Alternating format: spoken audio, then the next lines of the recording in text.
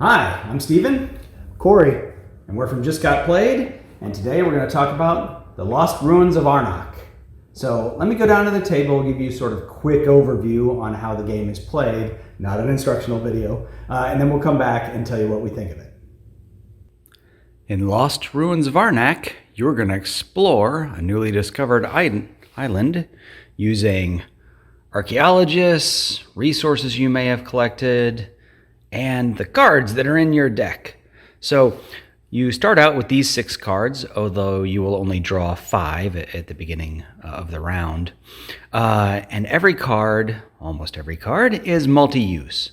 So they give you a way to travel, so you can play a card for that symbol to travel, or you can play it for its main action. The lightning bolt means it's a free action instead of an action that takes up your whole turn. I said almost all of them are dual use because these Fiore cards, which are worth negative points at the end of the game, all they have is a travel icon. So I'm going to give you an overview of the actions that you can do on your turn. So one of the things that you can do is you can dig at a site. So if you see, there's already some sites discovered on the island, and if you want to go to one of these sites, you have to take an archaeologist from your camp and place it on one of the available spaces. So to go here, you also have to play a card that gives you the boot symbol. To go here, you would need 2 boot symbols.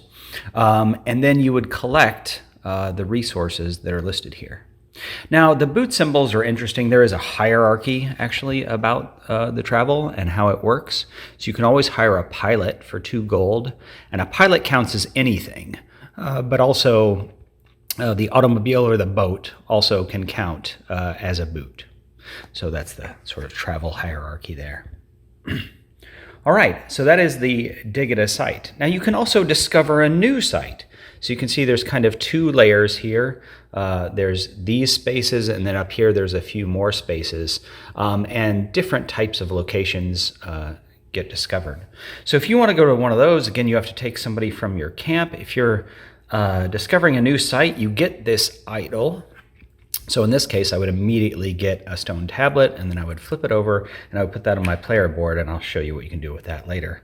Then I would turn over a level 1 site, and I would also turn over a guardian.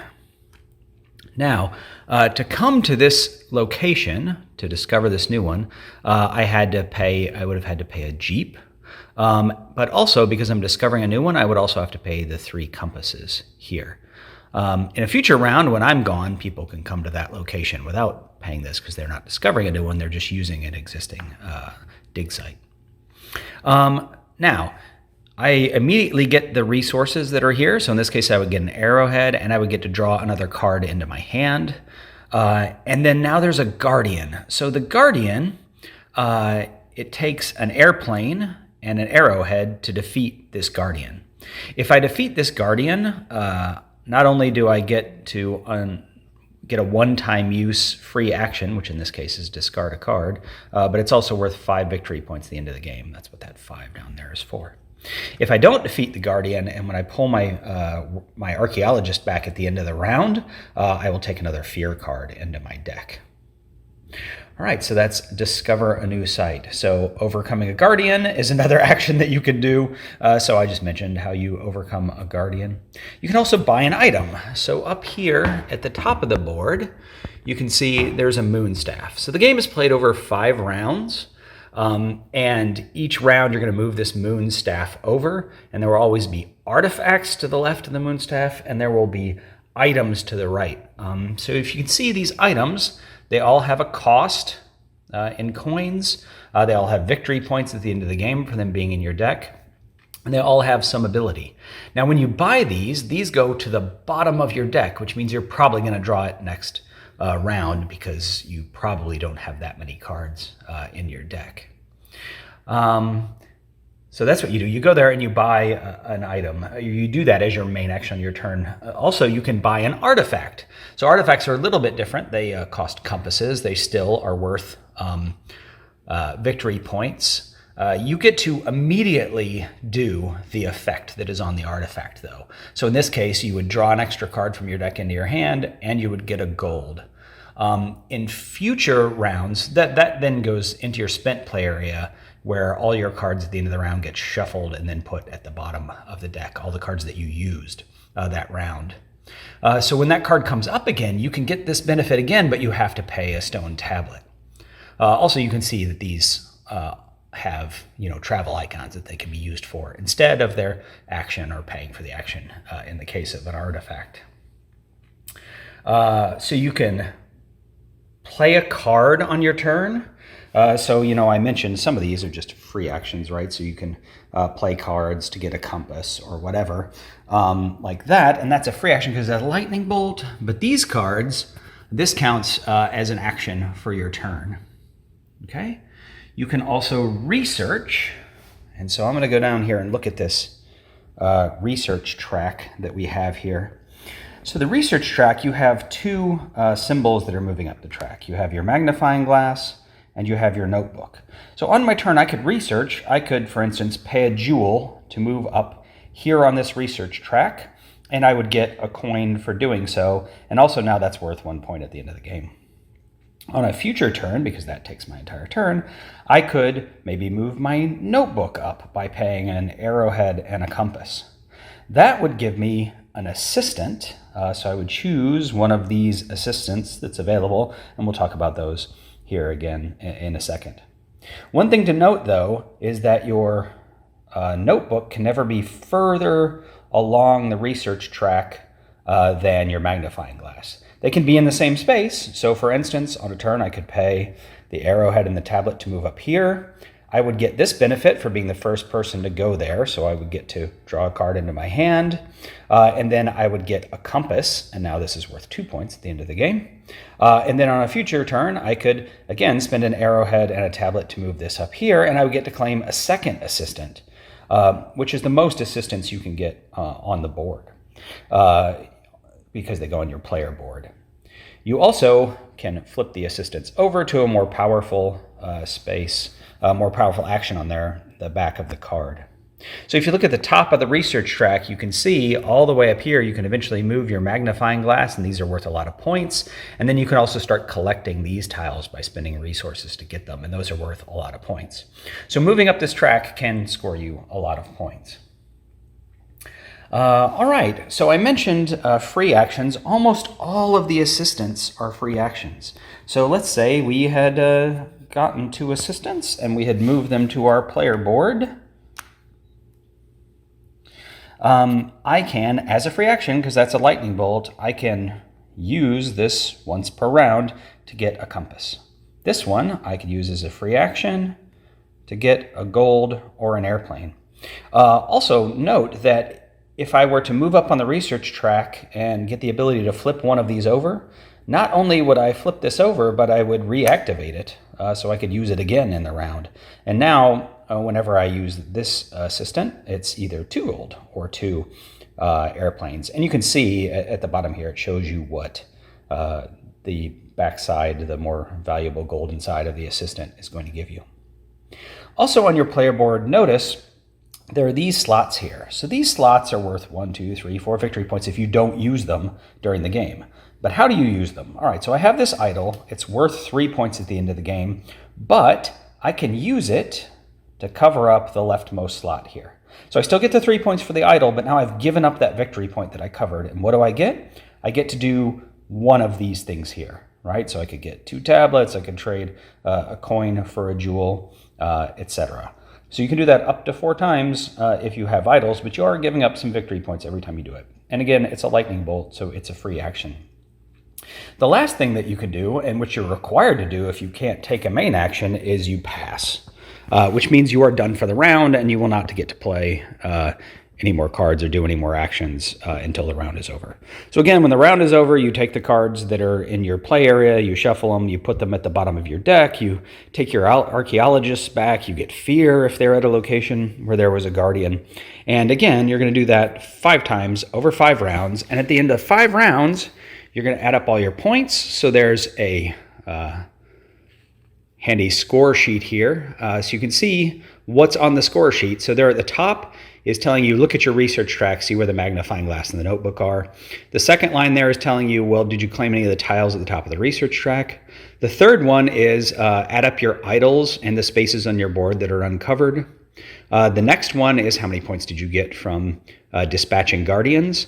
And then the last two lines are about the cards that are in your deck. So the left symbol there says items, and the right symbol is artifacts. So you'll have those in your deck, you add them up. And then that last line there is fear, because each one of those cards is -1 points. All right, so that gives you kind of an overview of how the game is played and how the game is scored. So let's go back and we'll tell you what we thought of the game. All right, so Lost Ruins of Arnak. What would you say is the thing that you like the most about the game? Oh man, well, I saw this game in a video, and I was like, wow, the story, the art, it really drew me in, and I had to find out what this game was about, and I immediately said, yes, I want to try this, I'm going to learn it. The art is great. I mean, holy cow, it is fantastic for me, and yeah, the story is great, and I'm not really into like that Indiana Jones type crazy. I'm not. I mean, I've seen all the films, right? But this world, if they were to ever make like a live action movie, I'm all in. Yeah, I totally get that. I really like the theme here, and I was totally sold on the idea of like a light sort of deck builder. I guess I mean light by you don't have a huge deck. Not light that it's simple, right? So and the worker placement and that combination there. And so I think what I like most about the game is the fact that the worker placement locations, you discover those and you sort of build those as the time goes on, right? So you don't know what order they're going to come out in or which ones exactly are going to come out. And so you have this dynamic board that's discovered during play. And I can't think of another worker placement game that does that so much. I mean, in Lords of Waterdeep, you build buildings, but that's really, there's still a lot of locations otherwise to go to. So, I think this sort of, took that to an extreme of giving, lots of dynamic options. And, that's what I really liked about the game. But I actually do like the Indiana Jones universe. So, I just want to throw that in there, too. Yeah. So, if there was something that you would say you didn't like about the game, what would that be? Well, the research track, as fun as it is, it can be a little confusing when you're moving the magnifying glass and then in your journal. When you move one or the other, you're thinking one of two things. You're either going to get both triggers, or the purple icon right below the icon off to the far right of the board. You're thinking you're going to get like 2 or 3 of the item. Well, no, those are the VP. So that can get a little confusing. It took me a couple of games to not be hurt by that. I made some mistakes mentally where I'm like, oh, I'm going to go do this so I can turn my assistant to the gold side. Yeah. And then I moved the magnifying glass, and and then someone handed me my compass. I was like, oh no, wait. So yeah, after a couple of games, I got it, but it can be a little frustrating. Yeah, I mean, I think between the two of us, we've played this with a few people now, right? And the graphic design is correct, right? It's got the symbol, it tells you what's there, but for some reason, it always causes confusion, right? So always, be aware of that when you've got new players. But for me, I think the thing that I disliked about the game the most, and we just finished playing a 3-player game of this, and towards the end, there was a lot of AP, right? Because you're in that last round and you're like, how am I going to use this action? What resources am I going to get? How am I going to move up that research track, which is going to give me this, which is going to give me that, which is allow me to do this and that and that. And you're trying to math all that out in your head. Maybe not math it out, but plot out a path in your head. And you're trying to keep straight. Well, if I go there and do this and that and the other thing, and if somebody blocks me, what about that, etc. And so just the AP in that, maybe the final round, maybe a little bit in the 4th round, but definitely in the 5th round, that AP is just a little out there. I think, obviously that depends on the people, right? Some people will just kind of organically flow with it, like, all right, well, this is sort of what I'm doing, and if I, miss out on a point or two, oh well, At least I didn't spend an hour on my turn. Yeah. And that's great. But definitely people who, just have to maximize their points, particularly at the end of the game. This is going to be a little rough time-wise. Yeah, for that. For sure. Because especially if you feel like you were, me and Steven are tied. I think we're tied. So I need to hurry up and scrounge some more points here, at least 1 or 2, just to push me over. That was funny because I didn't have AP at the end because I thought I was losing. I was like, well, so what? I won't get a point or 2 here or there if this doesn't work out. But oh well, I'm not winning anyway. And then it turns out I did win, right? Yeah. So that tells you, how tight the scores can Beat be. me by 1 point. 1 point. And you had the tiebreaker. I only had a gold. Yeah. Yeah, you had the I had the tiebreaker tiebreaker, and if I had a gold, I definitely would have pushed it over. Yeah. But to be fair, like you said, you tried to make some extra points, and you kind of messed it up. But you still were winning. Yeah, I gambled on something. I could have done something that would have definitively given me 2 points, but instead I decided to gamble by drawing a card off my deck, which I didn't know what it was because I thought maybe that would let me move up here, which would be like 3 or 4 points or something. So I was gambling because I thought I was losing, and I lost. I lost that gamble. I lost a couple of points. Left 2 points on the table. Oh no, sue me. No, don't sue me. Well, because there was a close game, makes me feel a little better. Yeah, cool. All right. Well, I'm Steven. Cory. And we just got played, and that was the 2021 Kinderspiel des Jahres nominee. Anyway, Lost Ruins of Arnak. Hope you enjoyed. Thanks.